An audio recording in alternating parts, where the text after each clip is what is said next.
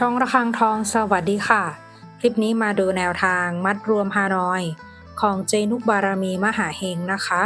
ฉบับนี้เป็นแนวทางประจำวันที่ 21 กรกฎาคม 2569 ค่ะแนวทางมัดรวมฮานอยวันนี้เจให้เด่นที่ 7 ฟันที่ 7 นะคะ79 70 71ตัวเน้น72ชุด3ตัว673แนวทางโดยเจนุกบารมีมหาเฮงค่ะแนวทางมีเข้ามีหลุดนะคะถ้าใครเห็นเลขแล้วชอบค่อยตามแต่ถ้าไม่ชอบปล่อยผ่านก่อนได้เลยค่ะ